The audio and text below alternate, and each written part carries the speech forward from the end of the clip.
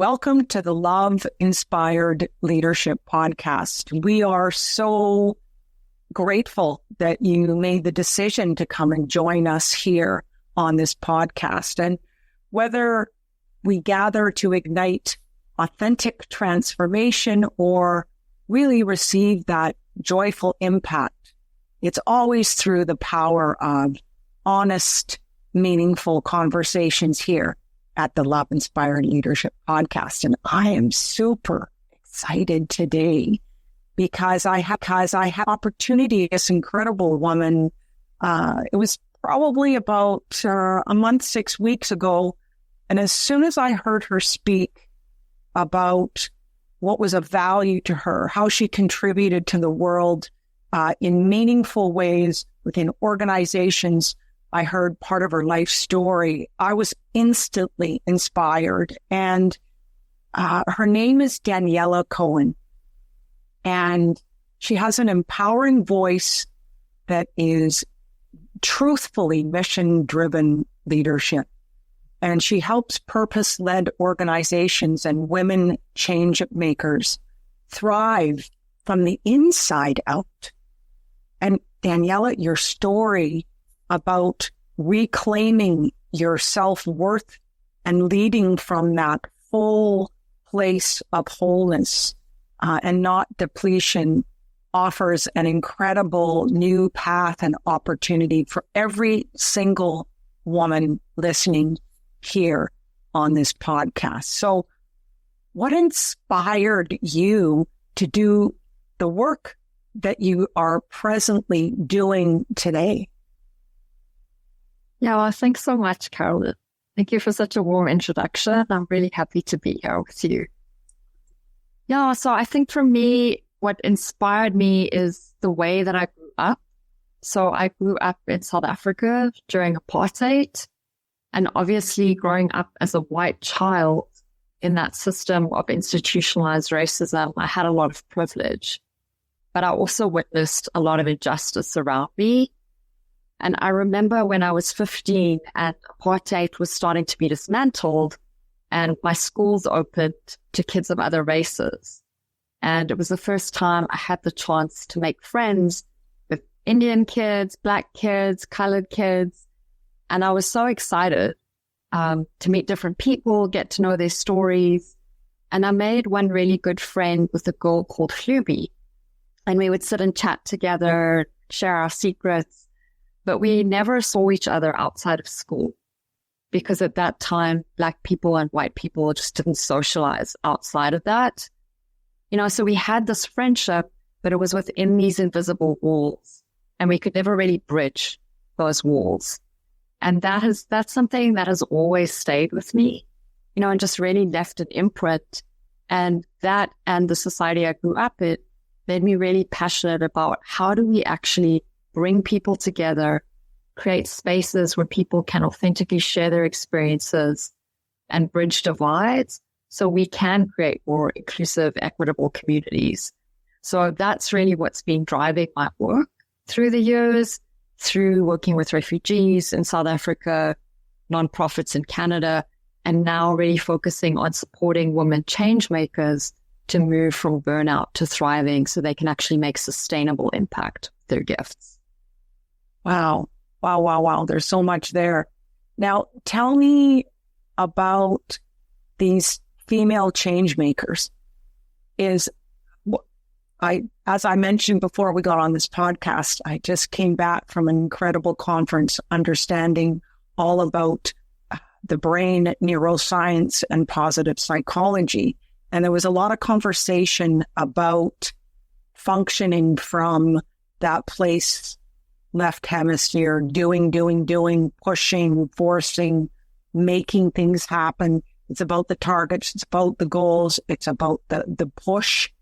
And, you know, that's really the place that people are functioning from now to reach those goals, to reach those targets, to have those outcomes that they are expected to create and those results is, you know, where do women get caught up in that loop? I know I did when I was in the old corporate world too, but from your perspective, because you work with these women that are reaching that pinnacle of burnout, and, what do you think is important to acknowledge or see? Because I think a lot of people don't know they're at burnout. I didn't when I was close to that. So what is it that you can share about those women change makers and supporting them to not, go over that precipice of burnout in those situations?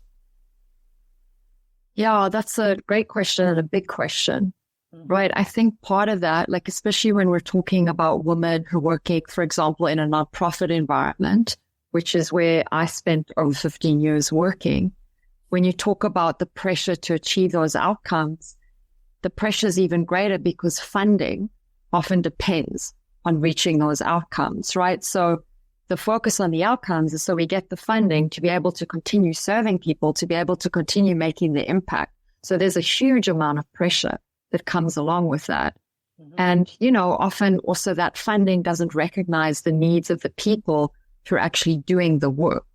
So there's no attention, space, or time given to that. It's more about, the mission of what we're doing, which is obviously key, but there are people that are involved in delivering on this mission.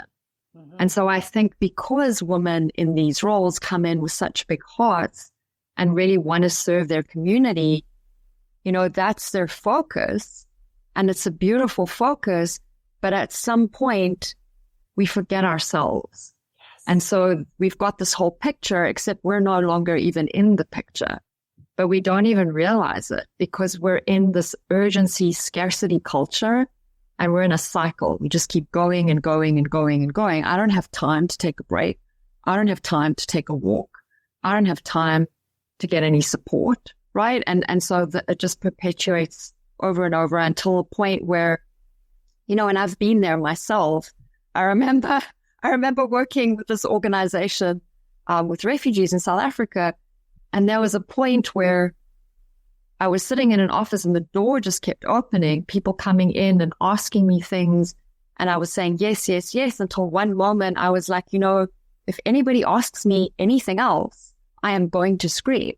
Like, I cannot do this anymore because there's nothing left.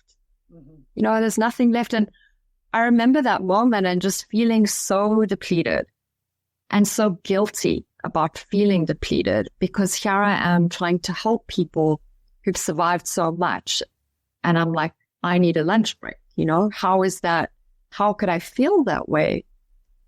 But what I've come to realize is it's not just me. There's so many women feeling so depleted and so alone. We don't even realize that there are other people going through the same thing. And so on top of the feeling of depletion and guilt, we shame ourselves for how we're feeling.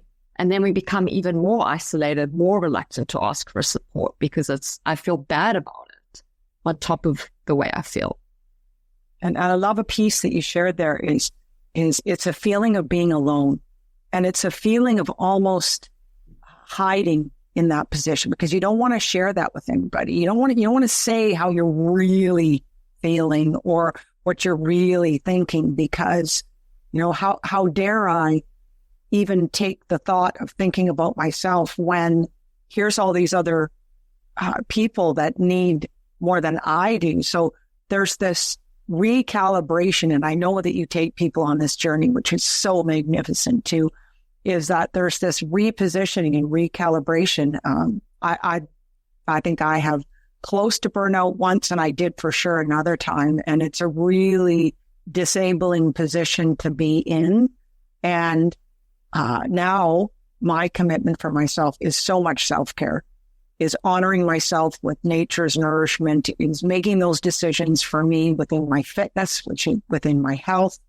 Because when you are a leader that needs to function from clarity, focus, vitality, vision, mission, direction, you got to have the energy to do it.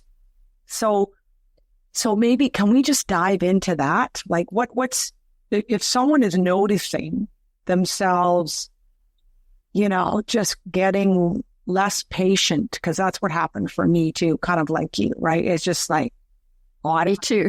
I don't know if I can even give another ounce of energy to the next issue, to the next obstacle, to the next challenge. And so two things. What are the warning signs? And number two, what would you suggest as, a first step to once I realize that this is what's actually happening? How can I take some of that ownership and power back to be a love-inspired leader? Because those are the ones that make the biggest difference. So what would you say for that? Warning signs and just one step back into that flow again to honor oneself as a leader. Those are such important questions. I think the warning signs, like one of them, you already brought up, and both you and I share, is like you start getting impatient. With people. Notice that, your care and empathy is kind of running short. So that impatience, and that translates to not just at work, but outside of work with the people we love, right? Start being impatient, not having the ability to be empathetic and present with the people in our lives. That's one. I think the other one, would be going home and like, you can't stop thinking about work. You can't detach. Like, it's just not possible. You wake up in the middle of the night thinking about work. You wake up in the morning dreading going to work because of all the issues you have to deal with. Like, you actually just don't have a moment free from that, even when you're at home in your own mind. I think that's, really a sign that you're the kind of enmeshment of your own self and your own identity within that work. There's no space for anything else. And no separation from it. It's not, it is totally attached.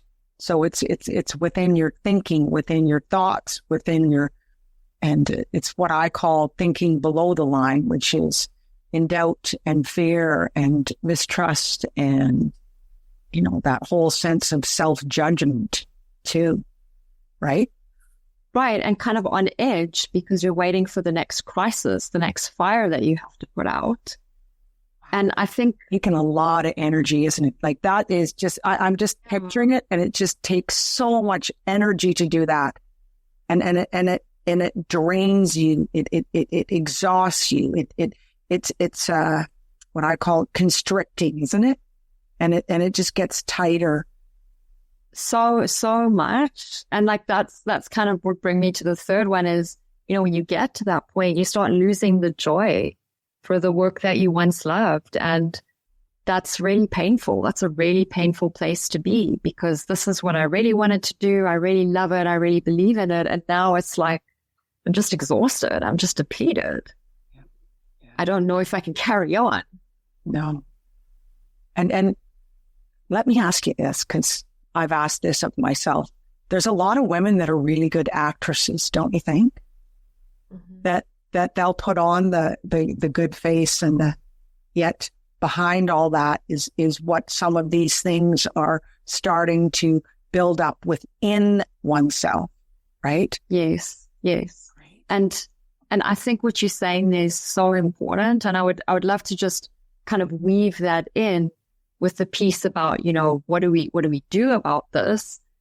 Because I think both of those things, getting to that point of complete depletion and the face that we put on, the facade that we put on, both of those are coming from stories that we're telling ourselves, right? So the first one is coming from the story that if I take care of myself, it's selfish and I'm failing the people that I'm serving, right? That's like a really common belief. So my needs, if I take care of them, I'm failing everybody else. So that stops me from taking care of my needs. Because like you said, self-care is so important. But if I have a belief like that, it's going to be really hard for me to practice self-care.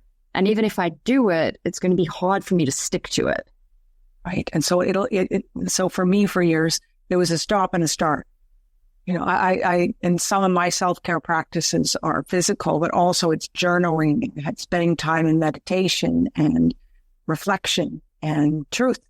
And I would just resist journaling at all costs. I mean, I thought about journaling for probably 20 years, and now I do it every single day. I have for years and years and years. And what a transformation that has made within my own life. And I look at that as my own love-inspired leadership, non-negotiable protocols every day. And that's what grounds me for the whole day, a number of things. So what you're saying is that I'm on the right track. And I know I am, because it's great. And can I just say this too, because I'm so passionate about it, is there's leaders out there that have such a great contribution to organizations, say, per se, nonprofits, like we were talking about. And then because they're depleted, because they haven't had that own, opportunity to have a different level of self-management, they quit. They release, they let go of this mission and passion and purpose that fueled them before. And then they have such grief and sadness, thinking that they aren't meant to go down that path.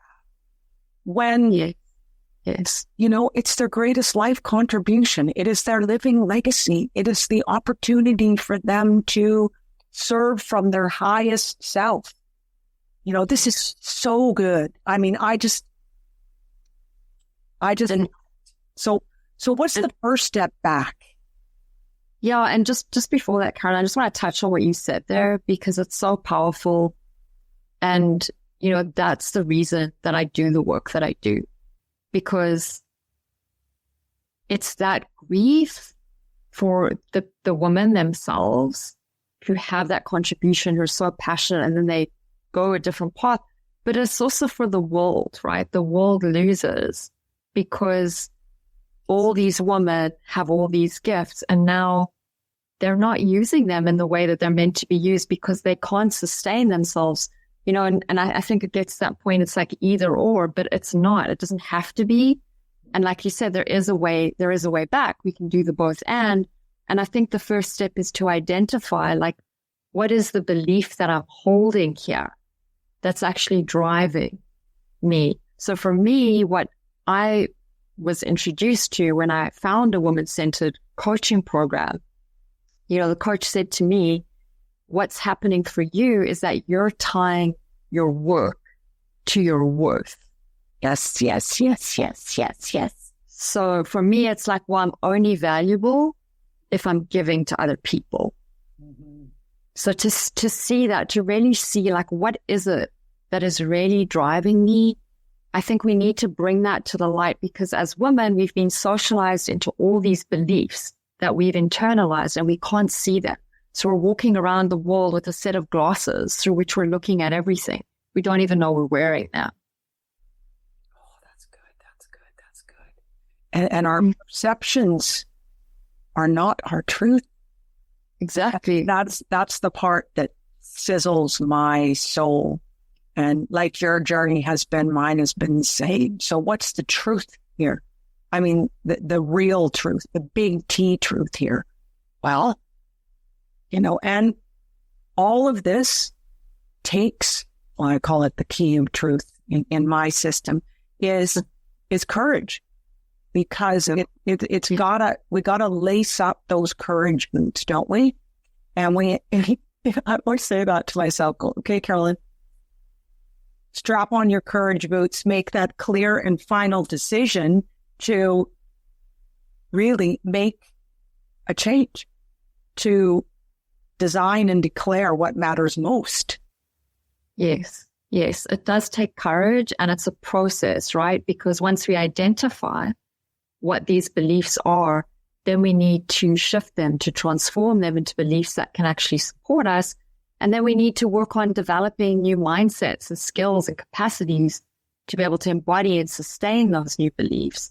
And one of the things, you were asking about how can we shift this and talking about that face that we put on. I think one of the biggest things here is that we have been taught to believe that to ask for help, to get support is weak. Mm-hmm. And that's a big lie. And so really what we need to shift into is like, if I can get support, I become more powerful as a leader and as a contributor in this world. And we need to find those spaces where we can be vulnerable, we can let down our guard, and we can actually get support, because we all need and deserve that. We do. And, you know, we're not meant to do this alone. That's my absolute commitment. And that there are people who have answers to the issues, the challenges, and the situations that aren't working for me as a leader. And to be bold and brave enough to ask for support, allow that information to be received within ourselves. I mean, so there's the asking, which a lot of women don't do. I mean, I run a group called the Compassion Circle, and the conversations we have in there with women leaders are around asking for support. And for a lot of people, you know, there's this belief system, like you were saying, that those glasses that think, well, I can't ask for, so I'm supposed to know everything. I'm supposed to know all these. Exactly. And that is a complete illusion. And what happens is, I think, in receiving that support, there's this evolution of confidence and expansion and opportunity and possibility that happens, and also inner peace, don't you think?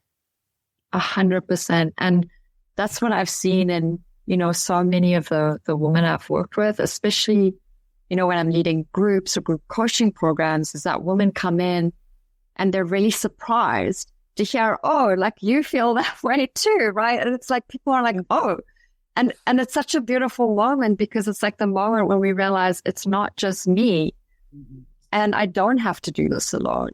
And there are other people going through this, and other people who can understand and support me. And it's life-changing for me. That was life-changing for me to realize that. I agree 100%. And there's so many opportunities for women in business or women in corporate to be in those rooms of safety, of vulnerability, of truth, because we're meant to learn from each other. I think there's priceless conversations that happen in those rooms, and that's not just in person. It's on Zoom and with people from around the globe. I mean, you know, here's our opportunity to come together, to collaborate and trust one another, to share what works, what doesn't work, where we're stuck and where we're vulnerable, because that's when we can really internalize and implement some of those changes by seeing the courage of someone else that's been through the same thing. 100%. And we can also, like you were saying, you know, the possibilities expand because we can amplify and lift each other up. Because sometimes all we're focused on is like how far I have to go. We don't even see how far we've come. And so sometimes we need someone else to hold that up and show us our own strength. It's such a good conversation. I'm loving it. I'm loving it. No, because what I want the audience to realize is, you know, because there's going to be people listening that are men and women. Yeah. The truth is, women, you know, we need each other, and men need to understand truly that, you know, women, in order to be these incredible leaders of the world, to bring heart, to bring love, to bring this energy of transformation and hope and faith to people's lives, is we need to be honored for that. And I think it's happening in some rooms, in some places, but my vision is to really be able to, through this podcast too, is have conversations like this and just bring a little idea here and there. And so it can land on people so they can walk away with that understanding and wisdom to make their own internal changes, their own belief system shifts. And I call it let go to lead, because as individuals, is we need to learn to really honor ourselves. 100%. And I think what you're saying is also important around, you know, people in our lives, so for example, the men in our lives, I mean, I think because women have been socialized to care for others, others are also used to that dynamic. And then not necessarily through any fault of their own, but they can forget, right? We also have needs. We also need care. We also need to center ourselves to be well and healthy, to be able to keep caring for others. So I think that's an important part too. It's so true. I mean, in my groups, I always say that I was such a giver before that I would give so much that I would be just so depleted at times and have to sleep for 3 days or whatever, right?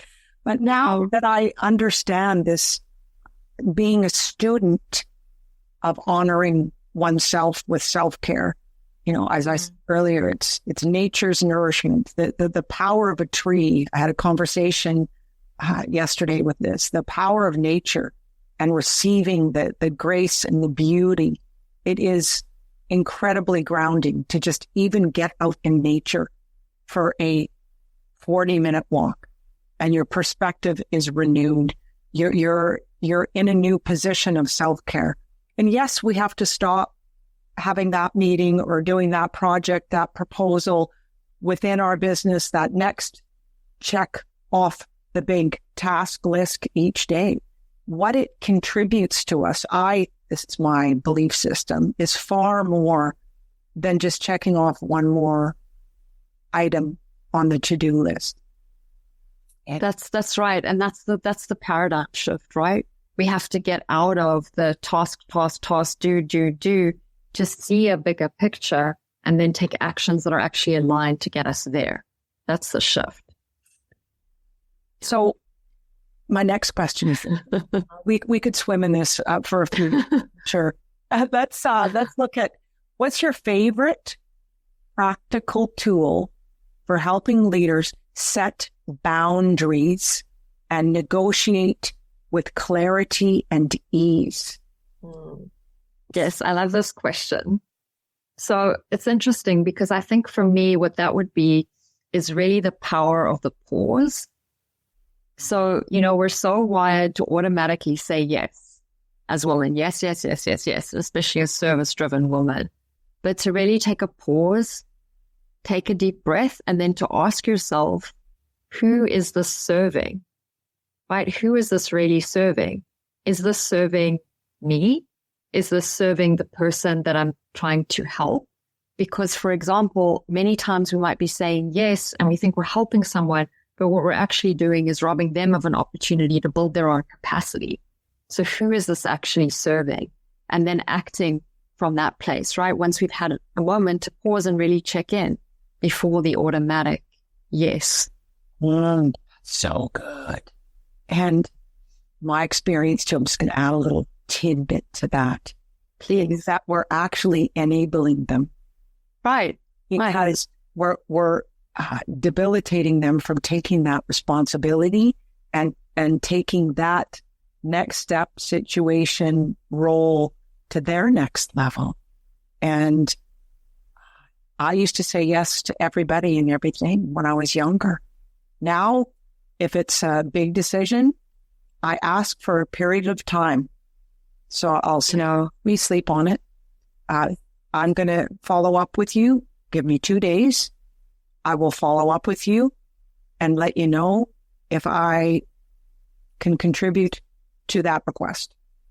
And it's changed me. And so then I have to go within to win, which is my phrase, go within and it's what you're saying. So does this matter to me? Does that matter to greater good and the greatest good? So to think through that decision and what impact and influence that will have within the greater good as well. And I think that what you're referring to is the ability and the confidence and willingness to say, no, that won't fit right now for me. Thank you. Thank you for the opportunity. Thank you. And it's what I call, for me, it's created so much more space for grace for me to focus on, what really is most important right now in the sphere of what my vision, my values, my direction, my mission. So it's, I think to give ourselves permission to do that is very right. The permission. And then I think it's the second part is like to be able to, if you say a no, to be able to do it without guilt, right? Because we're not in a story that I'm now letting you down. We're in a new story of I'm actually giving you an opportunity to step up. And this isn't mine to do. If I look at my past, how many times did I take responsibility for outcomes that really didn't need to be mine? And just so much energy, so much time, so much. I mean, even thinking about it right now, I could put my head on the desk. And when we live in that place, what I call love-inspired leadership, it is in alignment with what matters most. The decisions come with ease, don't they? And simplicity. And we know that we're fueling that fire of desire to keep expanding and learning and growing within this opportunity. Oh my goodness, this is so good. Okay, so let's dive into the next question, shall we? Yeah, just one thing can I just add just really quickly? Because I think, we were both talking about this, but just to kind of really emphasize, I think it's that pause, like to give ourselves the time where you kind of step back from the cycle, where you get the clarity, right? Because if we keep in the cycle, do, and urgent, we don't get the clarity. We never have time to even think. So I think that part is really key. Yeah, there's another piece that goes with that too. I'm just thinking energetically. To me, vitality for life and energy is everything. So I'm for that more now at the mature years that I live by than I ever did when I was younger. And the decisions we make have a consequence on the energy that we have the opportunity of experiencing. So that's another piece of it too, is the energetic expectation of that request too. And 100%. Yeah. And if our yes comes from guilt, what kind of energy exchange is that perpetuating, right? Yeah. I mean, guilt is such a draining, exhausting emotion and feeling. Yeah. I think it's an opportunity that every single woman has to release that completely, and judgment personally, and fear personally. Yeah. It is possible. I just want to let this audience who's listening right now, it's completely possible to 100% and change that. I guarantee with my life, and I know you do too. Yeah, 100%. Otherwise, we wouldn't be having this conversation. No, we wouldn't. No, thank goodness. Well, okay, so next question. How can cultivating a conflict-positive culture actually strengthen organizational trust and collaboration together? Yeah. Well, I think the idea is that, again, we've been socialized to avoid conflict. So that's kind of the norm. And when we do that, we're not being authentic. We're kind of pushing down our real experiences, our real feelings, our real thought. And without that, there's no authenticity. And without authenticity, there's no real trust and there's no real connection. And so when we create a space where we have more psychological safety to actually express what our feelings are, what our needs are, what our pain points are, then we create the conditions for trust and connection and more innovation and true collaboration, right? Because we're not saying we can't disagree with each other. If we disagree with each other, there's a huge problem, and there's no kind of cohesive team. We need to understand that we need to be able to disagree with each other in a respectful way and really hear each other and then move forward in a way that takes these different perspectives into account. but there needs to be space for that honest dialogue to happen. 1,000%. And it's an injustice personally that it doesn't happen, because that's truth. That's the way I look at truth too. Right. And it's got to be safe. Like I know that I worked with a very large corporation, and there was so much safety there to be heard and valued for each person's perspective and contribution. And the amount of productivity, performance, and was off the charts. We all knew our roles, our responsibilities, and our gifts, strengths, and zones of genius. And we were given the space and the place that we could share that, as well as just be so heard. Well, I think that's, sorry, go ahead. Go ahead. No, I'm finished. Yep. No, I was just going to say that I think it's like that key when people feel truly valued, you know, and they feel like they can express and they're not going to be repercussions, because the reality is in many organizations, that's not the case. And so the fear is real, right? There aren't processes, there aren't structures in place for this kind of dialogue to happen. And I think it's really critical that organizations look at that and put those things in place, and then people will stay, right? Because they do feel valued. They feel excited to come to work. They feel supported by their team, and they want to do their best for the organization and the mission. Yeah. And it's like you said, they're loyal. They want to be there. It's a culture that is nourishing, nurturing, evolving, expansive. Yeah. That needs to be intentional. It needs 100%. Because organically happen either, which no, some, well, can't it just happen? No, it's specific, it's intentional, and it doesn't happen overnight either. That's the other thing. Would you say that, Daniela, as well? Yeah, it's a process. I mean, when I work with organizations, it's also teaching people tools. And then so you're kind of learning a new language, a new way of relating, responding to conflict. And then you need to practice that, right? And then it's a muscle. So you're building that muscle, and it's a culture. It needs to become a way of being and a way of interacting in an organization. So it's a journey. It's not like an immediate thing. And it really is a willingness and a commitment throughout. So it starts here, but it also filters all the way through the organization. Yeah. So I'm curious about this question too, because I know so what daily practices or rituals help you model your own love-inspired leadership in those tough times or intense moments within you running your company? Yeah, I mean, I think the pause, like that one is really key, right? Just taking a deep breath to pause before reacting to things, whether I'm reacting to my own old stories coming up or reacting to something somebody has said or done. I think that's one part.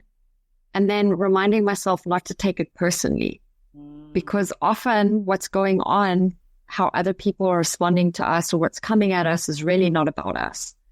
So that's one I really had to learn, and I still need to keep reminding myself of that. But I think that's really key. And along with that as well is that we don't actually ever know what's going on for other people, you know, and I think that's really worth remembering. Like, we really don't know. And so I'm struggling with things. So are you. Like, we don't know what people are holding. And I think that just allows me to step into a more compassionate place. Empathetic.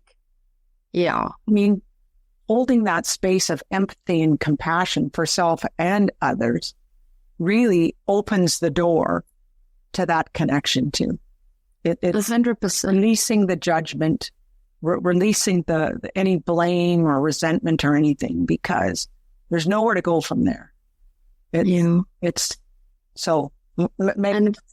Thank you. Yeah. Yeah. And like with that piece about the judgment, I think it's also just being curious, right? So if somebody has maybe said something to me and I'm confused or, it hasn't landed well, to think, okay, how can I ask them a question about this that can check it out rather than sitting there in my assumptions and getting upset about it. So I think that curiosity, is another piece. Yeah. So last question. What legacy are you committed to? Yeah. Leaving through transformative conversations? So I love this question. I think it's a beautiful question. And for me, it's really around transforming our cultures. So transforming the cultures of scarcity, transforming the cultures of service as self-sacrifice into an environment where everybody's thriving. That's the big piece for me. I want to see us shift burnout to balance, hierarchy to humanity, and the silence with brave, compassionate dialogue. That's really what I would love to see, so that I help support people to make the inner shifts and the outer shifts that can actually lead to true connection and collective transformation. Because it starts here, and then it moves out to here, and ripples out even farther. And what I love about what you just said is that the truth is the impact and influence that we make on people's lives is a big part of our desire to make a difference in this world. And we never know the ripple effect of what that vision, mission, legacy is. And that's, thank you. I was just going to say, I think that's why it's so important, like this conversation around leaders being conscious, right? Because as leaders, we're already role modeling, you're already influencing and impacting people. So it's really important to have that level of awareness of yourself, to be able to bring that into your leadership and how much more impactful in a positive, powerful way you can be. And it's so much the truth. And it takes a higher level of responsibility. It does. And if this is where I am, I want to change the world.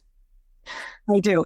And I know the expectation, responsibility of me is to have the solid foundation of a true leader, which has many forms in it.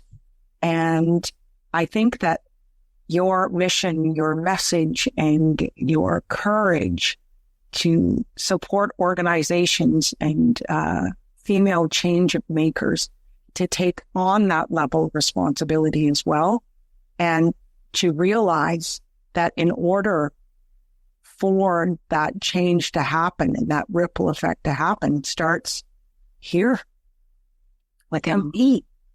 So just before we close, I just want to share this with our audience, that legacy begins in those daily moments when we speak our truth, honor our value, and support one another's flourishing.